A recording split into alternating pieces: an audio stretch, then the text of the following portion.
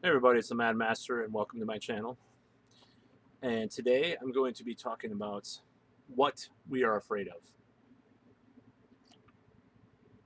And what do I mean by that?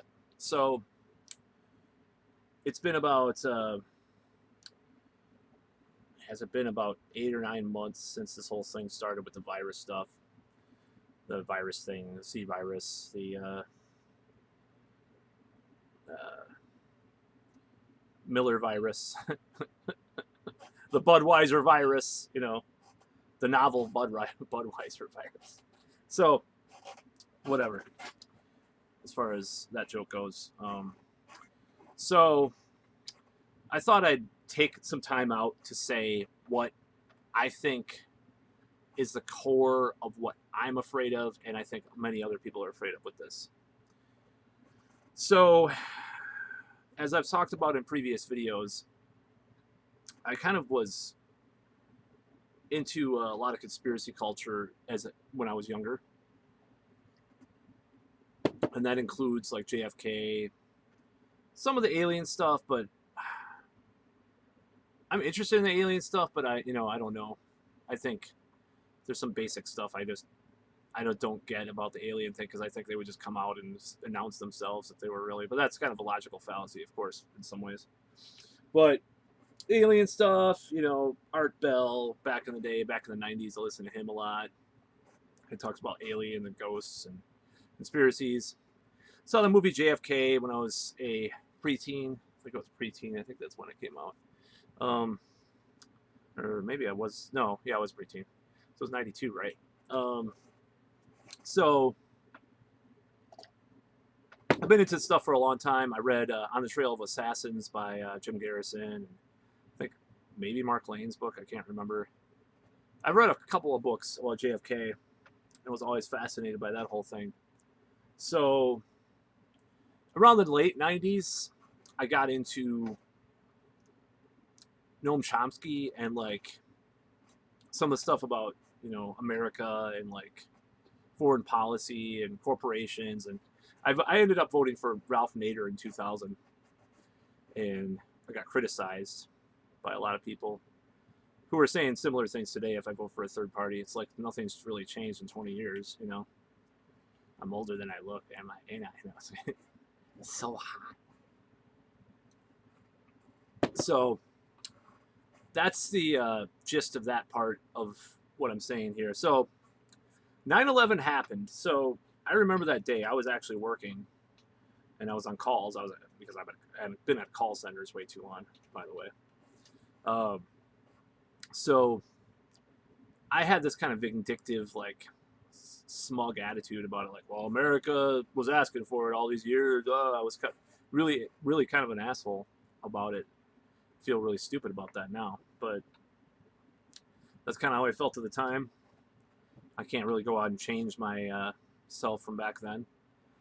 So what happened after that was I got deeper into the conspiracy stuff, and I read about 9/11 and all this stuff, the CIA and all this military industrial complex stuff, all this Afghanistan stuff, drug war, peddling, blah, blah, blah, Gary Webb, CIA, like I said, deep state, which is, uh, wasn't a term that was used by the right wing back then. It was actually a left wing term, originated as a left wing term. Um, so that was kind of the basis of coming into these current crisis because I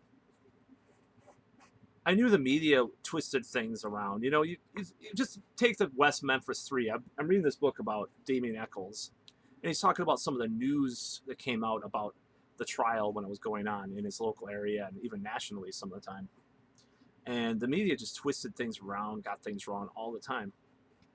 So that's not really a conspiracy. That's just more of a unconscious conspiracy because it's just like that's the way that the media, the yellow journalism works because they sensationalize everything.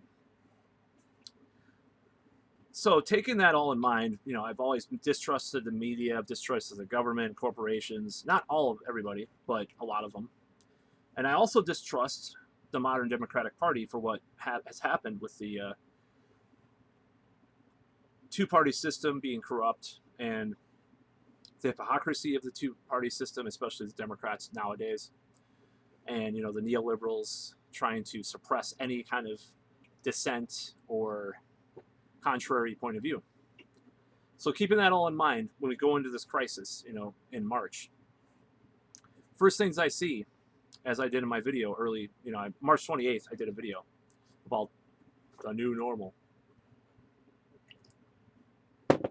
It was lockstep. It was like all these articles came out about people were never going to handshake. I remember people were never going to handshake again. It was all this stuff. So when I saw that, I was like alarmed because it just reminded me of what happened in 9/11. Because we must unite as a country, never be the same again, this invisible threat, all this stuff. All these terms, a lot of them that being used in the C virus coverage were already used 20 years ago, like the invisible enemy and all this stuff. So smack dab in my face, this huge sensationalist media barrage of all these slogans and all these, we're in this together, blah, blah, blah, while we're apart. Very Orwellian, because Orwellian language is about contradictions and paradoxes within one sentence. So that's why people call it Orwellian. So Orwellian terminology. Like my mug. So it's like all this stuff kind of, there was a confluence of all this stuff that came together, convergence that came together of all this stuff. And I was like, something stinks to high heaven about this. Okay. So as things going on, there was, there was all these contradictions and just the media was all over the place, and all these changing guidelines and hypocrisy of the different politicians, both right and left, might I add. The right wing politicians would try to suppress bad news. The left wing would try to suppress good news. It just became a clusterfuck of epic proportions. So things kind of got a little better. And ironically, that's when the deaths went the way, the most deaths in May. I was way more optimistic in May and June. And some things happened in my personal life around that time that made things more pessimistic in June, unfortunately. But that's kind of what happened to me. So I kind of got down about that. And then July and August, it was like a fucking roller coaster ride, So where we're at now, as far as this stuff goes, as far as in my head, is I want to get what we're scared of, what we're afraid of. And that's, people from just minor lockdown skeptics to the most rabid conspiracy theorists. Now, number one, I think people are scared of the government.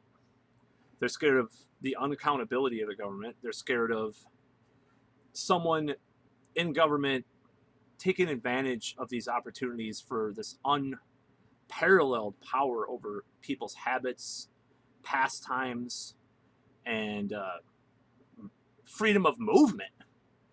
Then they've had more power given to them in this crisis than any other time in history, at least in the United States. Okay, maybe there were a couple times, posse comitatus or whatever, in the Civil War or something. I don't know. I haven't studied history. I love history, and I'm starting to study it even more. But I studied some of it, but I know that this is unparalleled in many ways, at least in the modern era. So that's number one, is the government. It's not even like the government, what they're doing now, but if they could, will they give that back to us, that freedom? Will they try to declare it for, I think it's kind of like this, like, you could think like any little thing that happens in the future, they'll declare a national emergency or, a state of emergency, and suspend your rights for anything. It might be political in nature, like something may happen. You never know, That's number one. I think that's number one as people's fear, is that they're going to get this this power that they never had before, and it will be misused. And to be quite honest, frankly, I believe it's already been misused. We can debate that all day, right? Now, after this crisis is over, if they still have that power, that's the fear that we have. That's the deepest, darkest fear. Number two, the social implications for this, of this, where people are just so led, easily led by the media, by their peers, by social media. And it's like a Hitler could rise up, Stalin, whatever, Lenin, because they're so susceptible. It's disappointing that they are not asking more questions about this. That's regardless of what the questions are. You could come right out and say they're not doing enough, the Democratic governors and mayors. Some people are, but the fact of the matter is people aren't questioning, and that's scary. The social implications. Am I gonna be able to go, in the future, is there a certain number of women are going to be afraid of dating me, other than because I'm who I am, because, it's a little little joke, at my own expense. But I mean, like, are they going to be like, make me wear a mask on the date because they're so used to the C virus stuff, even though it's past or something, people are paranoid, or they'll become hypochondriacs and like go to the hospital. Like, some people will go to the hospital like 10 times in a year because they think they're scared because they got so fucking gaslit over went crazy over this thing. There's the social implications. Or anything that's political, like the cancel culture, like, has been emboldened by this whole thing, because now you can't call someone problematic. No, you can't. Not that you can't. It's not only that you call someone problematic. It's not only that you call someone, like, oh, he's canceled until he makes it up, in the media or the press, or gives to the homeless or something. But instead of canceling people, we're outright calling them murderers. Murderers. They're killing people. That's what we're saying in this crisis. We're accusing other people, other human beings who never did anything wrong other than not put a fucking piece of cloth on their face and vote and fucking be a redneck Trump supporter or whatever. I don't know, obsess, jerk off over hydroxychloroquine and QAnon. Okay, I'm just making fun, but we're calling those people murderers. Never mind, air pollution kills 4 million people a year, according to estimates. These Twitter, battles with these, a certain person calls them coronatarians. I'm not. Sticks, Hex, and Hammer calls them that, and I like that term. Some of them say, will be typing on their phone that they had made by a 12-year-old in China, or, well, maybe not China, but other places, Vietnam or whatever, and they'll be like, "I'm such a great person because I'm wearing a mask." It's like, you're not any better than anybody else. Like Zubin Damania. I don't know how to pronounce his name. It goes by Z-Dog, Dr. Zubin Damania, off of YouTube. He's been on Young Turks, even, ironically enough. He's a liberal, okay? And he's like, this is not the way to do things, by shaming people like this. And this cancel culture has gone too far. He's kind of a moderate about the virus, but like, sensible stuff he talks about, even midlife crisis, like that channel, which he's totally establishment with regards to this stuff. Even he's had to debunk things that were really popular, like the whole the inflammation of the heart thing, which is what caught on, for a while, and I guess maybe it's dying down. Even though there's another thing dying down, that's T-cell immunity is dying down too, because like a certain Italian epidemiologist in the White House downplayed that idea more recently. So the social implications, that's number two. And I guess number three would be, where are we going to be after this? With all these businesses closing, with all these things, it's like what's that movie? Demolition Man, where there's the only restaurant is Taco Bell. It's like, that's dystopia, you know? We talk about, and they haven't done shit about small businesses. I don't care. Trump might have put a few $billion into small businesses, and some states are giving them money, but we have really not addressed that hardly at all. And then they had some political dumbass fucking lame ass reason here in Madison, Wisconsin not to accept money. And, because I'm not even going to go into it, because you're a racist if you want to support any white owned business or some shit. I don't even remember what the fuck it was. It was pretty ridiculous.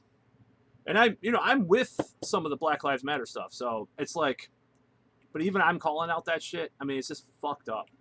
So the social implications, the economic implications, the governmental implications. Now, there's the hidden esoteric implications. And that's where you get all the conspiracy theories and all this stuff. And this is something that I fear and some other people fear. And sometimes I go more into the government implications, and, it kind of coincides with that. But, the fact of the matter is the government and these more conspiratorial ideas are kind of intertwined. So I used to watch Alex Jones, unfortunately.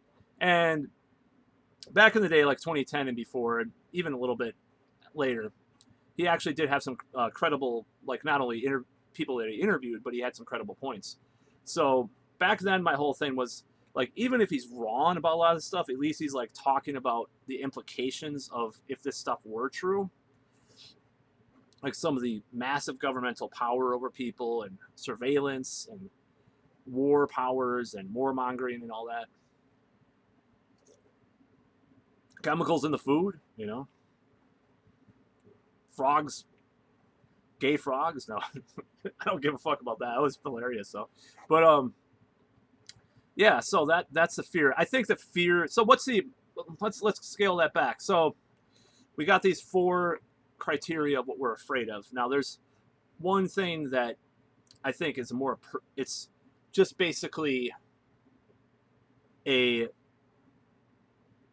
an expectation, but a fear that it's just going to be whack-a-mole from whatever point from whatever amount of time before there's a vaccine, because they seem to be obsessed with that point, which ties into the conspiracy stuff and ties into the governments having too much authority. Because like bodily autonomy is important, So if they're not going to require, if flu did not have a vaccine, and they don't, and deaths would have been like the same or maybe higher than this virus over time, blah blah blah, or whatever, then why would they require it for this? The mandates of a vaccine that is chilling, because why, if you can't go any, so that this goes into the esoteric section. So basically, if like country won't let you in unless you have this ID that said you were vaccinated, or you have something.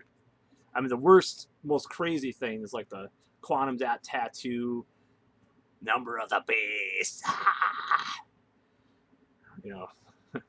The one for you and me. So that's what people are afraid of. And my whole thing is that it's like going to be this whack-a-mole over how many years or months or whatever, which will cause a lot of these things happening by default, but also just the division and hatred too that it's going to cause, because more people are coming to the side of moderation and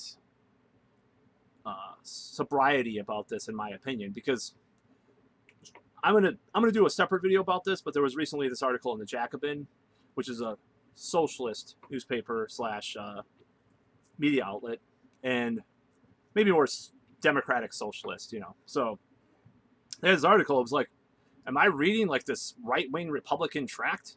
Oh my God, and of all people, I never expected this, but Nate Silver, that Nate Silver, the guy that's like establishment, statistician, whatever. He actually posted it on his Twitter, and he had a debate about it. He was actually kind of looking into that direction more, and they came off a month before where I saw him on Twitter where he was talking about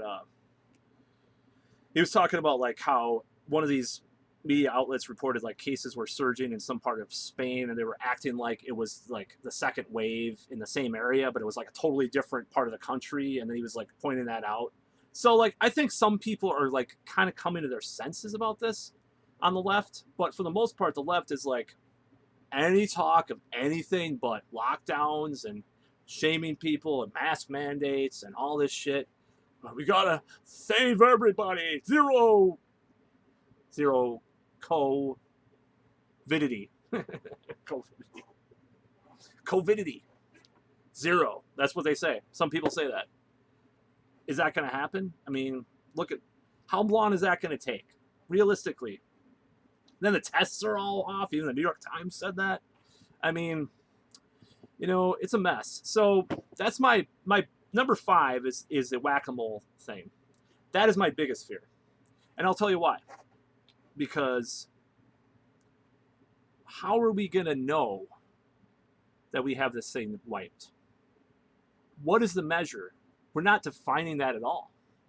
There's all sorts of definitions. There's these naive things that 0, cases, 0 deaths, blah, blah, blah. It's like whack-a-mole. Like one place will go down, the cases and deaths, and then one case will go up. It's like you ever been to some of those places as a kid, like they're like Showbiz Pizza, Chuck E. Cheese's. They have these things. It's like literally whack-a-mole. I don't know if that's where it came from. Probably not, but it's like these machines that they have these things pop up. One pops up, one pops down. You win a prize. You win a little ticket. You get a little fucking toy from the toy guy in the restaurant, like a little troll doll or some shit. So you play this game, right? Now this virus is kind of like that game. It's like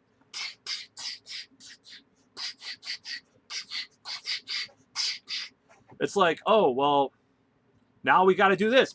Now we got to do that. It's like, when is it gonna fucking end? And then at the same time, they say all this stuff that's contradictory. It's like, I mean, what are they gonna do? And I am scared of totalitarian shit like what's happening in Australia. Fine to go, if you're outdoors without a mask. Fine if you're with 5 other people, or go to jail. Or that's fucking authoritarian. I don't care. Even if I had half my family killed by this thing, even if I had it myself and I was coughing up a lung a year later, I would not stand for that shit. That is unacceptable. What's happening in Australia, if it's true, like I haven't read all the guidelines of what's going on in Australia and New Zealand and stuff, but like if any of that is true, because let's get this straight. I am a little jaded on this. I do read a lot of sources of media that are anti-lockdown, anti all this stuff, more from the right wing. I don't really think that applies anymore in this. And I'll tell you why it doesn't apply. Because in 9/11, there was this invisible enemy. There was this, suspicion about any person could be a terrorist, just like any person now could be a carrier of the virus. And, James Corbett has talked about this. I was talking about this months ago. I doubt he saw my video because it's not that big of a channel, but it's kind of a collective consciousness thing, I think, that people are saying, who followed some of this stuff for years. Anybody that's followed conspiracy culture / politics / whatever. So this is not a left-wing thing to suspect your fellow person to be this evil monster that's carrying this invisible virus. I don't think that's left or right. It's just basically like the left got swept up in this thing, partly because of Trump. I'll admit it. Some of his statements did not help. Some of his actions did not help.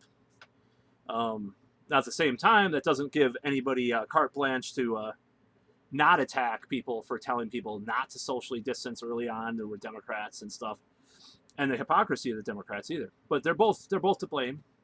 Now, Trump hired Fauci and Birx. Oh shit, I said the names. Oh well, YouTube, whatever, whatever. I'll say the fucking names. He hired those two, and that's a fact. So if you want to conspirize about anybody, you could do plenty about Trump. He's not some hero in this thing. Now, is Ron DeSantis a hero for opening shit up? I don't know. Maybe he's a villain. I don't know. But fact of the matter is, this whack-a-mole thing has to end too. They've got to figure out a way to do this. Like one thing, like this guy on Twitter I was talking to, he's like, why don't we test people? Everybody's told me this. Why don't we test if people could be potentially immune more than others? Have some genetic tests. I mean, obviously that goes into a little more conspiracy territory, because if we're testing for that, the fucking libertarian conspiracy theorist people are going to say, oh shit, no, none of that. But if we're gonna like keep people's freedoms, we have to find a new way of doing this. I'm just putting this out there. I'm not saying that we should do this or not. So find out who is immune, find out why, find out how, find out if we can, protect the vulnerable, protect nursing homes more than high schools. And then if a teacher does have pre-existing conditions, they can teach from home, blah, blah, blah. We just, instead of playing this whack-a-mole, close, open, like a fucking roller coaster. Well, actually like someone jerking off to. That's what it's like. It's a big American jerk-off party right now with this shit. It's so fucking stupid. I mean, it's just like, and look at the numbers. I've heard people say, well, look at the numbers. The numbers are not that crazy, blah, blah, blah. Look at this compared to this. And, people are going to be micromanaging the numbers and all this stuff for years to come. They're going to say, well, this wasn't necessary. This was, blah, blah, blah. People are going to debate this. Like Kyle Kalinske said, people are going to be, I don't agree with his take on this whole thing that much, other than him saying that Fauci lied, which was great that someone in the liberal media, quote unquote, said that. But he said, we're going to be debating this shit for years to come. Even one of my friends said that. We're going to be debating this shit for years to come. This whack-a-mole has to end. That's my biggest fear, because my life before this, you gotta understand. So it is. I'm a selfish asshole for wanting this to end. Of course, everybody's selfish. Everybody is selfish to a certain extent. Of course, I want this to end. I want this shit to end. I want to be able to go to open mics. I want to be able to go flirt at bars, or on the street. I want to. Not that people aren't doing that. I'm just saying it's like very diminished compared to where it could be. I want to be able to, get my band together and all this stuff. And I was planning all this stuff earlier this year when I got, my previous relationship ended, and I was fucking devastated. And this was like a big hope for me. So when this shit happened, it was like a double whammy. Well, like 1,000 whammy, pretty much. So yeah, it's a selfish reason. I'm not getting any younger. I want to do these things. I don't want to be sitting in this new normal for 5 fucking years. And I don't think I think it's reasonable not to expect anybody, I think it's reasonable to expect that people don't want to do that. The media could say how great it is to be on Zoom and protect grandma all they want with billboards that are horrible. Horrible billboards I've seen, like making you feel guilty for taking off your mask for a second or something. It's just like stupid bullshit. It's like, I do this to protect my mom. Fucking, it's so fucking ridiculous and lame. And I don't think that's going to get people to follow. Like Z-Dog says, like I don't know. I don't know what the answer is to the mask thing. I'm not sure about the stats or the, there's stuff that goes back and forth. Fact of the matter is, we have a mask mandate since August 1st in Wisconsin. It's October 6th. Cases are going up. There's a lot of different factors with that. Cases go down, they'll go down, go up. Put more mandates on, they go up, they're down, up, down. It's a fucking whack-a-mole session, So they gotta figure something out, because this is not gonna be sustainable over years for the economy, for people's mental health, for children. Like in the third world are dying from the lockdowns and shit. Like supposedly UNICEF said 10,000 a month are dying from malnutrition, more as a result of this. Now, people, ironically, for the anti-vax crowd, they actually have a little double-edged sword with this one, because one of the things the lockdown did was prevent vaccines from some of these children that are dying in some of these countries. And I think UNICEF said up to 6,000 a day could die from different preventable diseases. More excess deaths. People are always debating over excess deaths. Oh my God, the C virus caused excess deaths. But excess deaths, 6,000 a day of children dying from easily treatable diseases because of lockdowns, preventing the timing of vaccines going out and treatments, and hospitals being closed just for the C virus in these third world countries and stuff. So that's a big issue. If 6,000, if this is true, I don't know the veracity of this. There's New York Times had an article about it though too. If this many kids die a day, then fuck the C virus. Just let it burn through. If that's true, I don't give a fuck. That is fucking unacceptable. 6,000 children a day dying because of lockdowns. Fuck that. That's not acceptable. I don't give a fuck. If you call me a Trump loving, drama killing, COVIDiot, sociopath, murderer, fucking retard, MAGA, QAnon, fuck. It's worth it if that's true, being that, which I'm not, because I don't support Trump. If it's worth it being that, if that is the truth, if that is actually going to happen with 6,000 children a day dying because of the lockdowns and shit, that's fucking unacceptable. So, not to be depressing, So, in my final conclusion of this video, what do I think is going to happen? Well, this is a hypothetical situation. So, I'm not going to go into too much of this weird territory where I could go, because I do watch a lot of prognosticators. I watch a lot of people. I watch a lot of different types of people on YouTube and so forth, and I read all sorts of predictions from the more esoteric on. So I'm not going to go into that esoteric territory. However, that said, it kind of aligns with the flow of where things are going. So maybe there is some kind of collective unconscious that senses when things are going to get different or something. I would say that, given what's happening now, and given what happened in some of these states, depending on what happens with these new cases in these other countries, if there's really that much of a surge as the media says, let's say there isn't, okay? Let's say it's a little overhyped and there's not as much of a surge, it's just kind of a slight surge. Or as like Nate Silver suggested, some of these things are totally wrong because it's a totally different region that had it, all that stuff. I would say we're going to be, and I'm making another prediction because I was wrong about my other prediction. I wasn't completely wrong because deaths did go down in October, and they're in like the 900 range right now, which is fucking great because that's way less than it was. So I was wrong. It's not in the 200 or 300 range, obviously that sucks, but that's the way it is. But it has gone down, so I'm partially right, I guess. Maybe I'm just retconning myself, but I'd give it about 6 months. I'd say like around March, we're gonna be out of this. And what that means, I don't know. I hope that I'm able to go to a restaurant without like having to call ahead and wear a mask and fucking go to a record store without wearing gloves. It's a pain in the ass. Like people really underestimate like just how fucking like humiliating some of this stuff is. It's just like, oh my God, this is fuck. Why are we doing this? It's just like, because there's a disconnect. Okay, so there was these trucks full of dead bodies supposedly in New York, and not supposedly. I know that there was probably some stuff.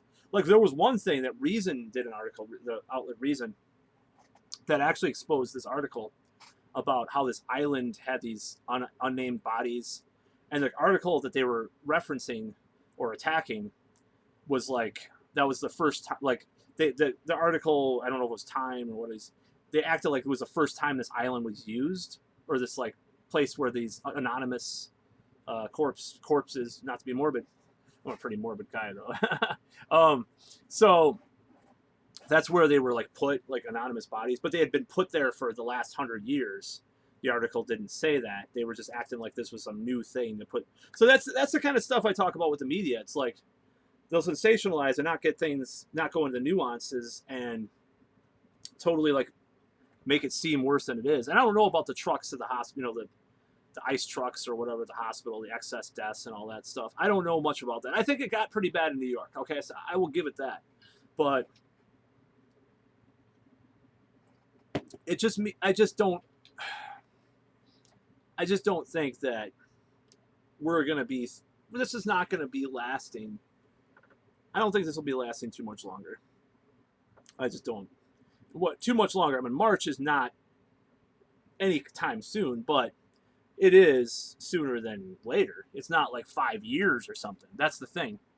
So, like, I give it about 6 months. I think there's a lot of things going on right now. Another thing I was right about were the lawsuits. I'm referencing my 5 predictions about, the virus that I did. I think it was July.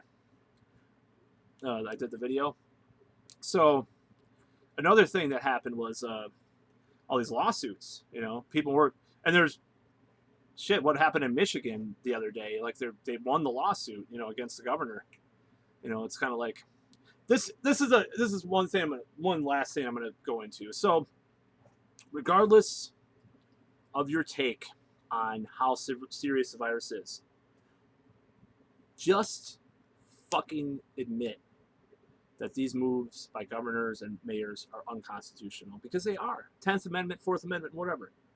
Requiring people to wear masks in their fucking house because they're not members of that person, or in a person's not members of the household. I'll tell you, the people that I know that do that, my friends and family, which are not, it's not like I have one friend or something. You know how many people do that I know? Zero. Not the oh, I'm alt right now. Fuck you. So, zero.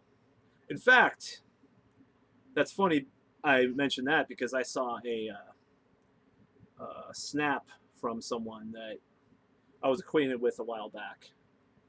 And she wasn't doing that either. People aren't doing that with their friends and family. They're not wearing masks 6 feet apart in their tight little apartment with their friends and family.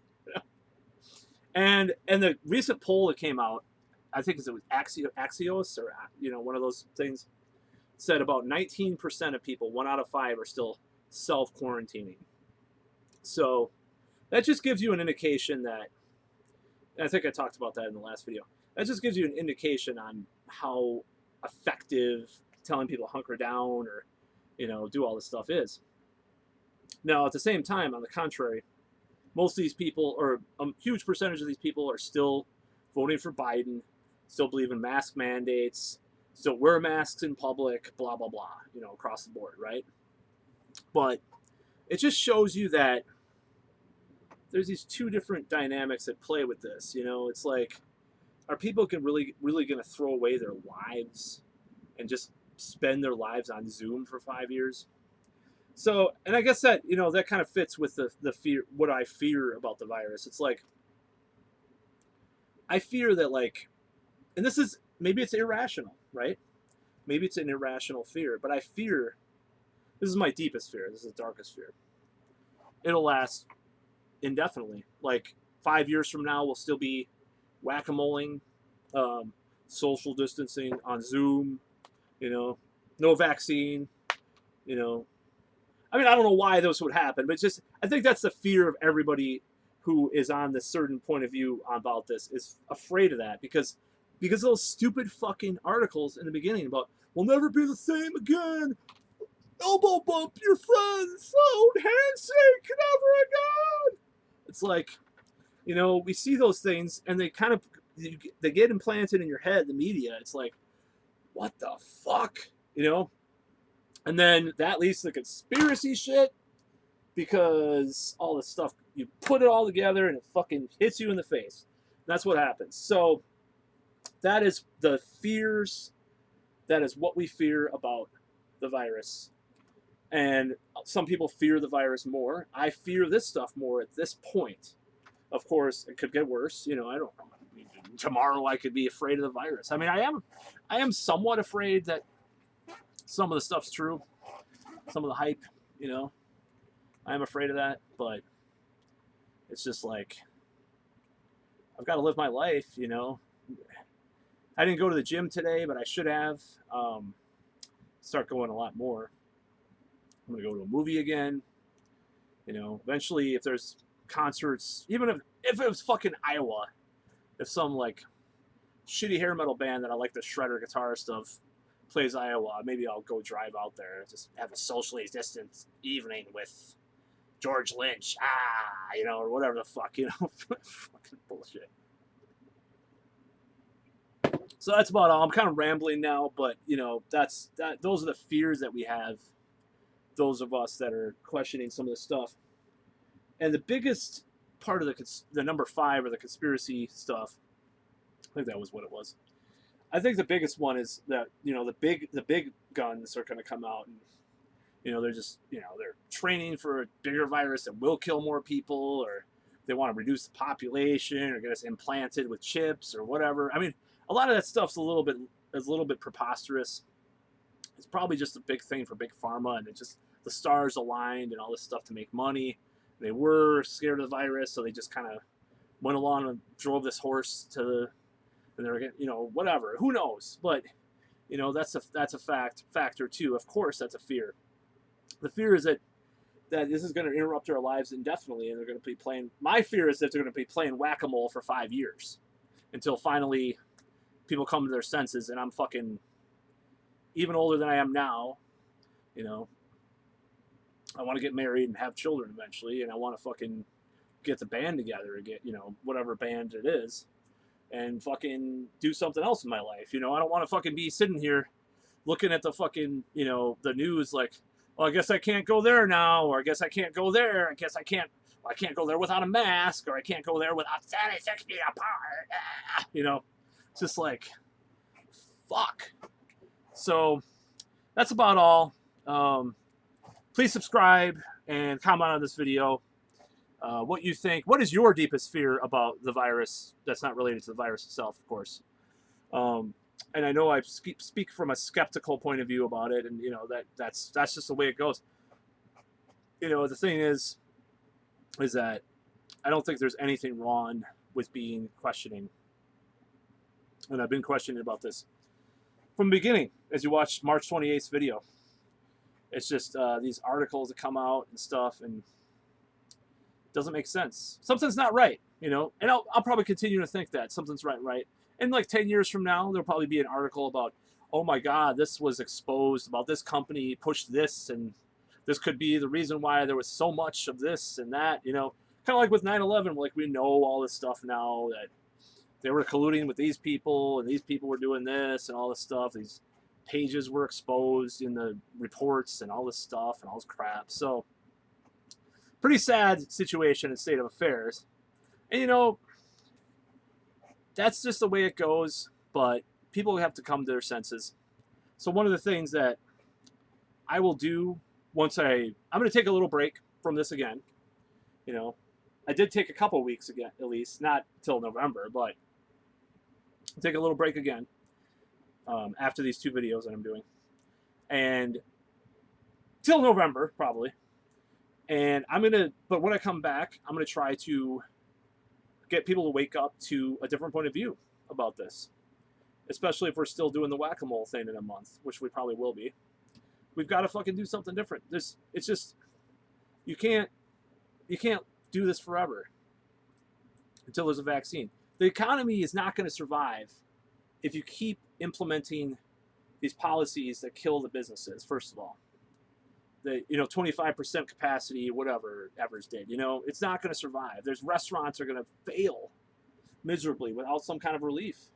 Blame Trump, I guess. Blame Trump for everything. No, I mean, of course he's partly at fault, but it's like, blame everybody. And, you know, the economy may not survive if we keep playing whack-a-mole. We have to have a different solution. Nobody's following. So like nobody's following this. You have to quarantine mandate or social push for push a social push towards quarantining anymore. Nobody's fucking following that. Nobody. 19% of people are following that. That's what it said.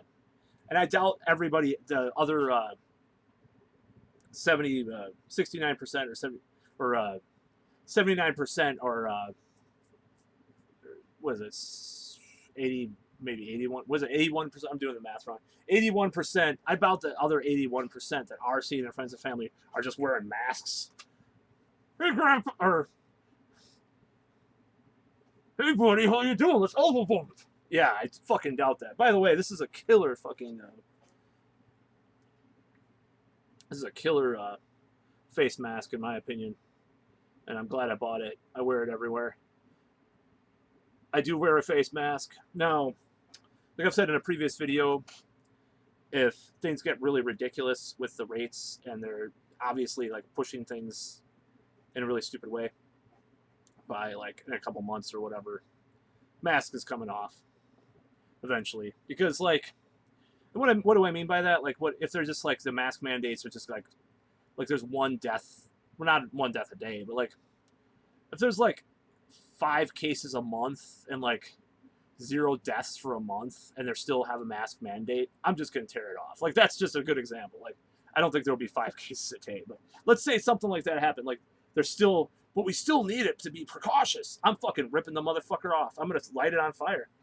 You know, I'm gonna light the fucker on fire. In fact, you're all invited. July of next year. I had this vision earlier or a couple months ago. July of next year. A massive mask bonfire. I'm sure there will be a lot of MAGA people there, but whatever. Or, you know, even if Biden wins, but, you know, whatever. Anyways, I'm blabbing. I've gone on way too long with this. It was originally about the fears, about what's going to happen. What do we fear? People that are critical. And I may do another sequel video to this because, like, I'm kind of, in these videos, I'm going to be breaking down what is it that we fear. We fear our lives being interrupted for way too long for things that are being exaggerated. Not only, I don't even think that's the way to look at it. We fear irrational responses where there could be more creative solutions. How about that? That's a good slogan. We fear irrational responses when there could be creative solutions. And I'm going to leave it at that.